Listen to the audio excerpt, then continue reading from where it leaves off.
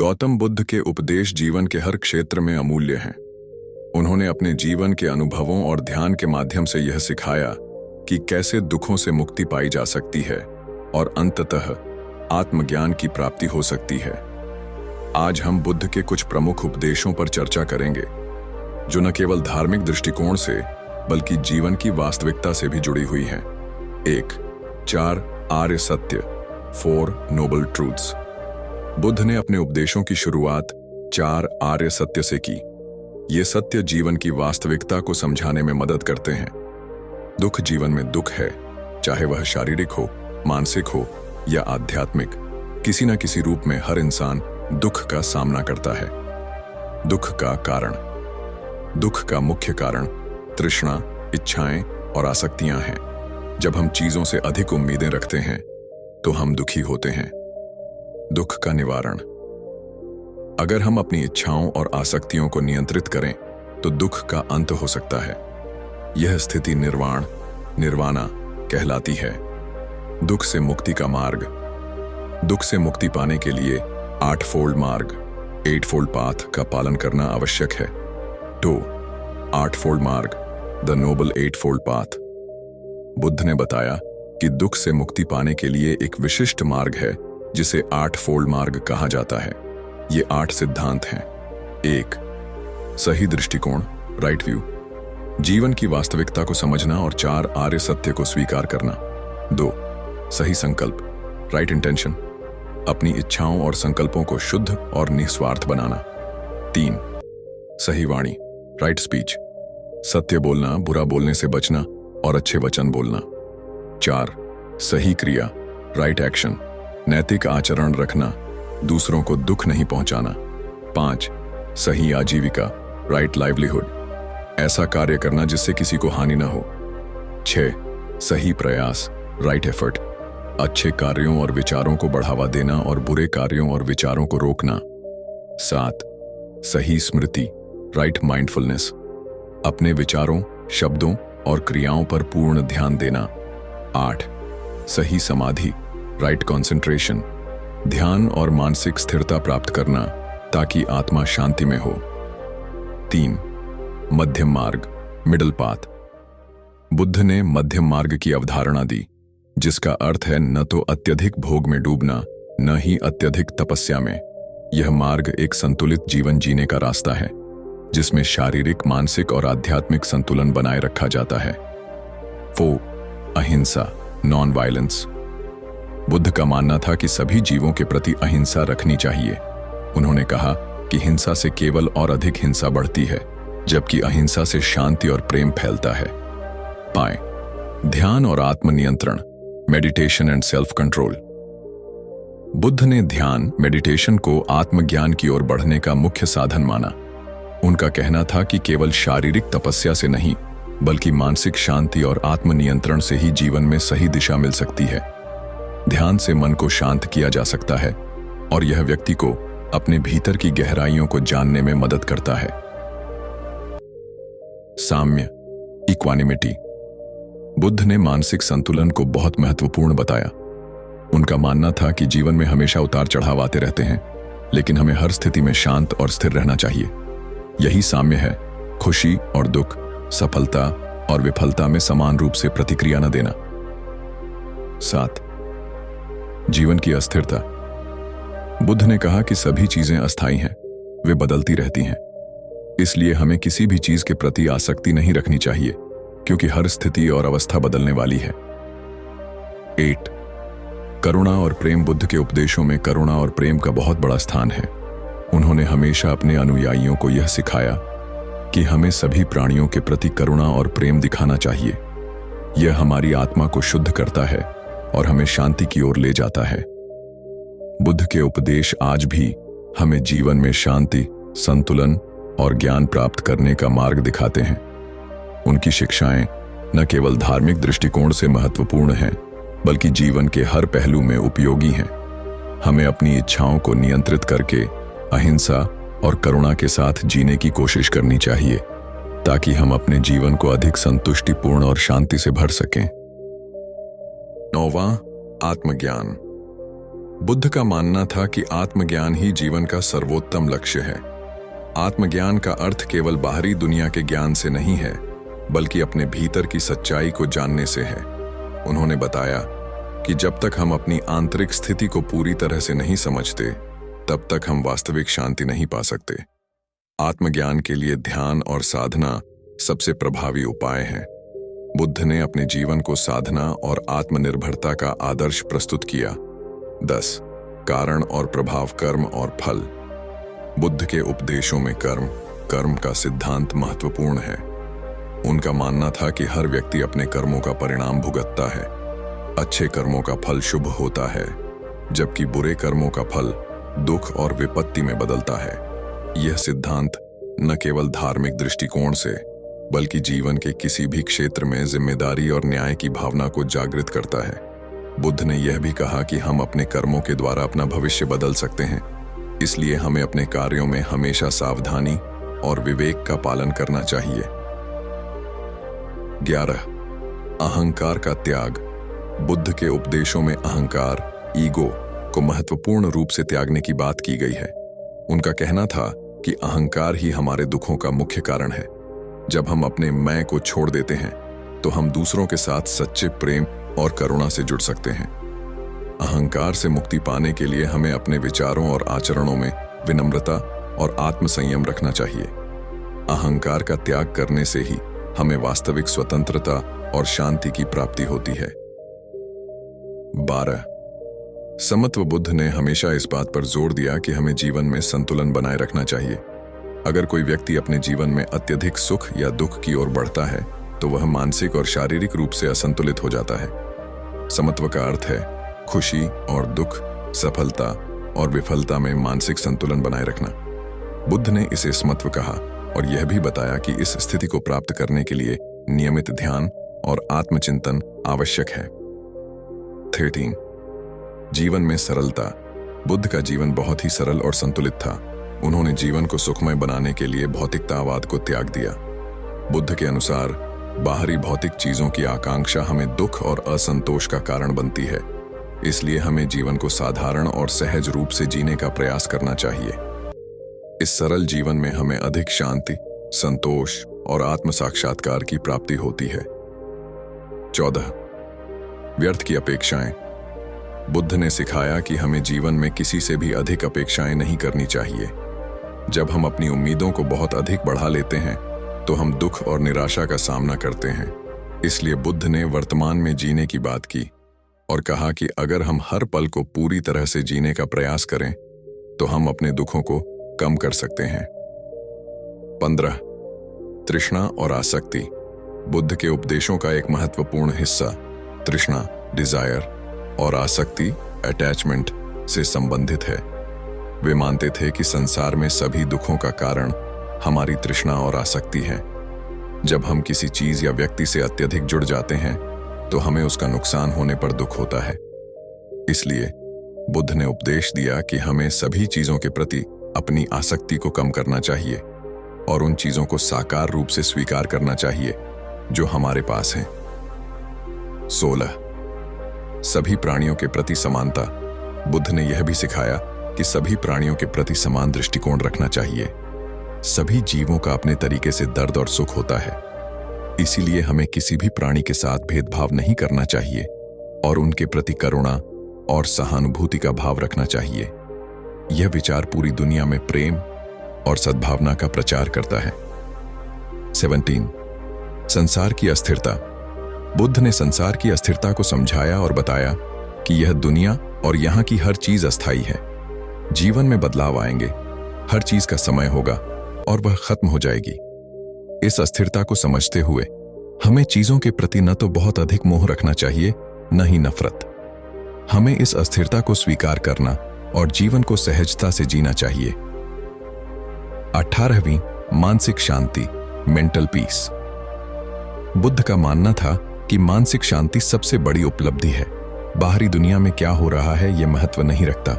अगर हमारा मन शांत है तो हम किसी भी परिस्थिति का सामना कर सकते हैं। मानसिक शांति को प्राप्त करने के लिए ध्यान, सही आहार, सही विचार और एक संतुलित जीवन आवश्यक हैं। जब हम मानसिक शांति को पा लेते हैं तो हम हर समस्या का समाधान शांति से सोच सकते हैं। 19 समर्पण और त्याग। बुद्ध ने जीवन में समर्पण और त्याग के महत्व को बताया। उन्होंने किसी भी सांसारिक चीज के प्रति अतिक्रमण और मोह से बचने की सलाह दी। समर्पण का अर्थ है अपने अहंकार और इच्छाओं को छोड़ देना और जीवन को सच्चाई और करुणा से जीना। शांति का मार्ग। बुद्ध ने शांति को सर्वोत्तम उद्देश्य माना। वे मानते थे कि असली शांति तभी मिलती है जब हम अपने भीतर की शांति को समझ पाते हैं। बाहरी शांति तभी संभव है जब हम अंदर से शांत हों। इस शांति की प्राप्ति के लिए ध्यान, समझ और आत्मनियंत्रण आवश्यक है। बुद्ध के उपदेश जीवन में शांति, संतुलन और सच्ची स्वतंत्रता की प्राप्ति के लिए मार्गदर्शन करते हैं। उनका जीवन और उपदेश यह सिखाते हैं कि अगर हम अपने भीतर की स्थिति को समझें और उसे सुधारने का प्रयास करें। उपेक्षा और अवबोधन। बुद्ध ने यह सिखाया कि हमें किसी भी स्थिति या व्यक्ति को न तो अत्यधिक उपेक्षित करना चाहिए, न ही अत्यधिक महत्व देना चाहिए। हर व्यक्ति और स्थिति के साथ हमारी प्रतिक्रिया का उद्देश्य संतुलित और सही होना चाहिए। जब हम किसी चीज या व्यक्ति के प्रति अति स्नेह या द्वेष रखते हैं तो हम अपने मन को असंतुलित करते हैं। उनका कहना था कि हमें हर व्यक्ति और परिस्थिति को अपनी वास्तविकता के अनुसार स्वीकार करना चाहिए, बिना किसी असामान्य भावना के। यही सही दृष्टिकोण है। आत्मदया। बुद्ध ने यह भी कहा कि हम जब तक खुद से प्रेम नहीं करते और अपने प्रति दया नहीं दिखाते, तब तक हम दूसरों के प्रति करुणा और प्रेम नहीं दिखा सकते। आत्मदया का अर्थ है खुद को समझना, अपनी गलतियों को स्वीकार करना और अपनी कठिनाइयों को हल करने के लिए सकारात्मक कदम उठाना। आत्मदया से हम अपनी मानसिक स्थिति को स्थिर कर सकते हैं और जीवन के प्रति सकारात्मक दृष्टिकोण विकसित कर सकते हैं। समय का महत्व। बुद्ध ने समय को बहुत कीमती माना। उन्होंने कहा कि हमें अपने समय का सदुपयोग करना चाहिए और यह समझना चाहिए कि एक एक पल अनमोल होता है। समय कभी लौटकर नहीं आता, इसलिए हमें हर क्षण को पूर्णतः जीने की कोशिश करनी चाहिए। हमारी सोच, कार्य और निर्णय हमें समय के साथ परिपक्व बनाते हैं और यही हमारे भविष्य का निर्माण करते हैं। मित्रों और समाज का महत्व। बुद्ध ने कहा कि हमारे मित्र और समाज भी हमारे जीवन के मार्गदर्शक होते हैं। अच्छे मित्र और एक सशक्त समुदाय हमें आत्मनिर्भर और प्रेरित बनाते हैं। बुद्ध ने अपने अनुयायियों को हमेशा अच्छे और सकारात्मक लोगों के साथ रहने की सलाह दी ताकि वे जीवन में सही दिशा में अग्रसर हो सकें। जीवन में उद्देश्य। बुद्ध के अनुसार जीवन का मुख्य उद्देश्य आत्मज्ञान प्राप्त करना और संसार के दुखों से मुक्ति पाना है। हमें अपनी आकांक्षाओं और इच्छाओं से बाहर निकलकर जीवन का वास्तविक उद्देश्य समझना चाहिए। वह यह मानते थे कि जब तक हम अपनी आत्मा को पहचानते नहीं, तब तक हम सही मार्ग पर नहीं चल सकते। 26 संयम और आत्मनियंत्रण। बुद्ध ने संयम और आत्मनियंत्रण को जीवन में महत्वपूर्ण माना। उन्होंने कहा कि अत्यधिक इच्छाओं और भोगों से बचकर हमें अपने जीवन को साधारण और संतुलित रखना चाहिए। आत्मनियंत्रण से मनुष्य अपने उद्देश्य को प्राप्त करने में सक्षम होता है और दुखों से मुक्त होता है। 27वां शांति का आदान प्रदान। बुद्ध ने शांति को न केवल व्यक्तिगत रूप से प्राप्त करने की बात की, बल्कि यह भी बताया कि हमें शांति का आदान प्रदान दूसरों के साथ करना चाहिए। शांति का असली अर्थ दूसरों के साथ अच्छा व्यवहार करना और उन्हें भी शांति का अनुभव देने के लिए काम करना है। जब हम दूसरों को शांति का एहसास कराते हैं तो हम अपने जीवन में भी शांति पा सकते हैं।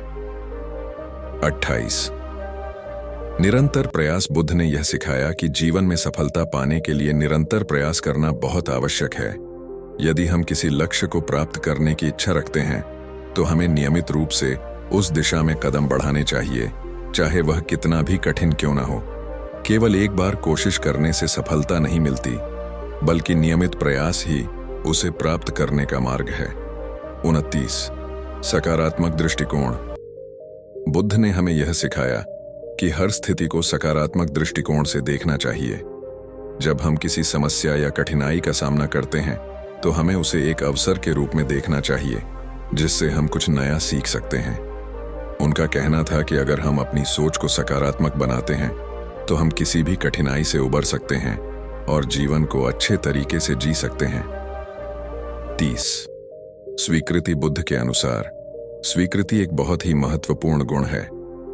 हमें अपने जीवन में होने वाली घटनाओं और परिस्थितियों को बिना किसी विरोध या निराशा के स्वीकार करना चाहिए। जब हम किसी परिस्थिति को स्वीकार करते हैं तो हम उसके साथ तालमेल बिठाकर आगे बढ़ सकते हैं। स्वीकृति से मानसिक शांति मिलती है और हम अपने दुखों से बाहर निकल सकते हैं।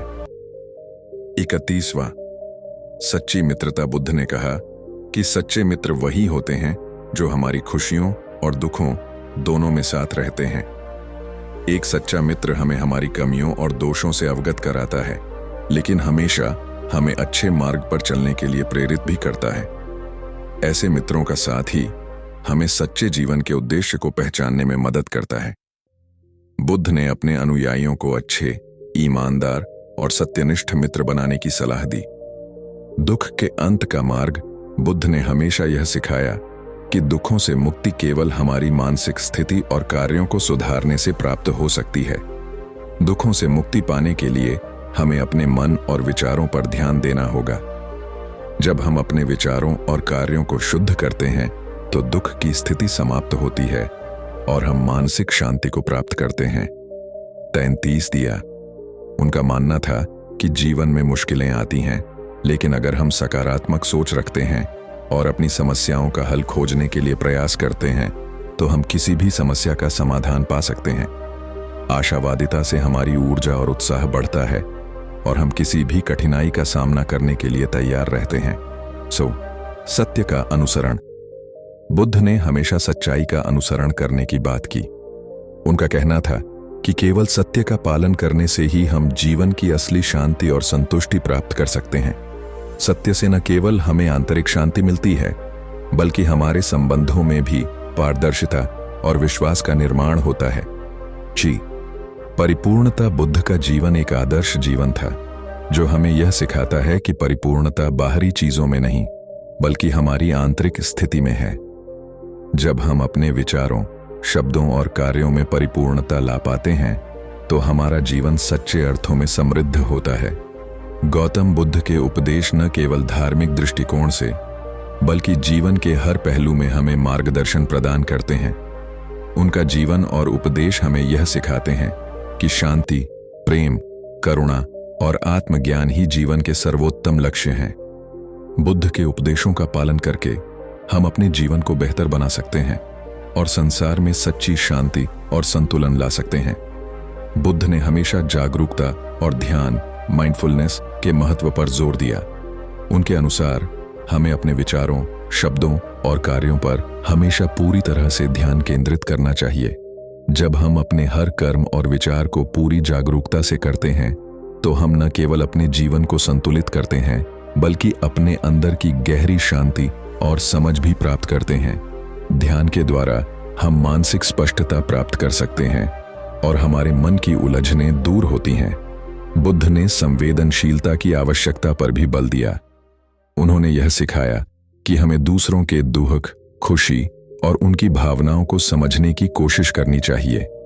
जब हम दूसरों के प्रति संवेदनशील होते हैं तो हम न केवल उनके साथ बेहतर संबंध बना सकते हैं, बल्कि हम अपनी खुद की आंतरिक शांति को भी बढ़ा सकते हैं। संवेदनशीलता से हम दूसरों के साथ दयालु और सहानुभूति से पेश आते हैं, जिससे हमारे जीवन में प्यार और सामंजस्य बढ़ता है। बुद्ध ने जीवन की अस्थिरता और अस्थायित्व को समझाने में महत्वपूर्ण योगदान दिया। उन्होंने कहा कि सब कुछ नश्वर और अस्थायी है। यह सिद्धांत हमें यह समझने में मदद करता है कि कोई भी परिस्थिति स्थायी नहीं होती, चाहे वह खुशी हो या दुख। इसलिए हमें किसी भी स्थिति के प्रति अत्यधिक आसक्ति या दुख नहीं रखना चाहिए। जब हम समझते हैं कि सभी चीजें अस्थायी हैं, तो हम जीवन को अधिक धैर्य, समझ और संतुलन के साथ जी सकते हैं।